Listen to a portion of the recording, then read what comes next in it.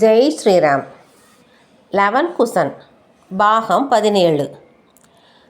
Hanuman eleven இருப்பிடம் நோக்கிச் செல்ல, அனுமனது மிக பெரிய உடல், விசித்திரமான தோற்றம், பெரிய பெரிய புஜங்கள், தடிமனான கதாயுதம் அனைத்தையும் பார்த்து அங்கிருந்த ஆசிரம சிறுவர்கள் அனைவரும் உயிரை கையில் பிடித்து கொண்டு ஓடினர். ஆனால் லவன் சிறிதும் அச்சமின்றி குதிரையின் அருகில் நின்று கொண்டிருந்தான்.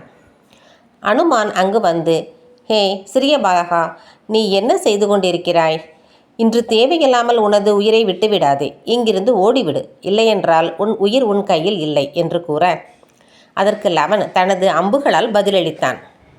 அம்புகள் அனுமனை நோக்கி அடுத்தடுத்து பாய்ந்து வந்தன.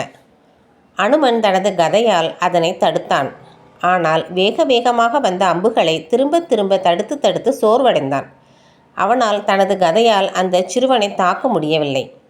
சிறிது நேரத்தில் அனுமனும் கீழே விழுந்தான். அனுமனின் கதை லவனின் அம்புகளால் பறந்து மேலே சென்றது. அதனை கவனித்த சத்ருகன் அனுமன் வீழ்ச்சி அடைந்ததை அறிந்தான். என்னவாயிற்று இன்று? யார் இந்த சிறுவன்? இந்த சிறுவன் எனது படைகளை வீழ்த்தி விட்டான், காலஜீத்தை கொன்றுவிட்டான், அனுமனையும் கீழே சாய்த்தான். யார் இவன்? இந்த சிறுவனிடம் அப்படி என்ன இருக்கிறது? அவனை நான் பார்த்தாக வேண்டுமே என்று நினைத்தவன் தானாக லவனின் இருப்பிடம் நோக்கி சென்றான். சத்ருகனன் தனது ரதத்தை எடுத்துக்கொண்டு தன்னுடன் வீரர்கள் சிலரை அழைத்து கொண்டு லவனின் இருப்பிடம் நோக்கி சென்றான். லவனை பார்த்தவுடன் சட்டென திடுக்கிட்டான். லவனை பார்த்த பொழுது சட்டென அவனுக்கு அவனது அண்ணன் ஸ்ரீ ராமச்சந்திரனின் முகம் ஞாபகம் வந்தது. ஸ்ரீ ராமச்சந்திரனின் சிறுவயது முகம் ஞாபகம் வரவே, அட, யார் இந்த சிறுவன்? இவனை பார்க்க அப்படியே நமது அண்ணனை பார்ப்பதை போன்றே இருக்கிறதே. ஒருவேளை அண்ணி சீத்தை இங்கு வசிக்கிறாரா? என்ன நடக்கிறது இங்கே?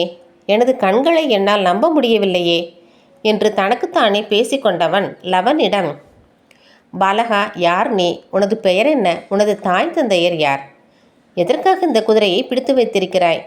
உன்னுடன் சண்டையிட என் மனம் ஒப்பவில்லை. இதற்கு பதிலாக உனக்கு வேறு ஒரு குதிரையை பரிசாக தருகிறேன், இதனை விட்டுவிடு என்று கூற, அதற்கு லவன், என்னுடைய பெயரை கேட்டு நீங்கள் என்ன செய்யப் போகிறீர்கள்?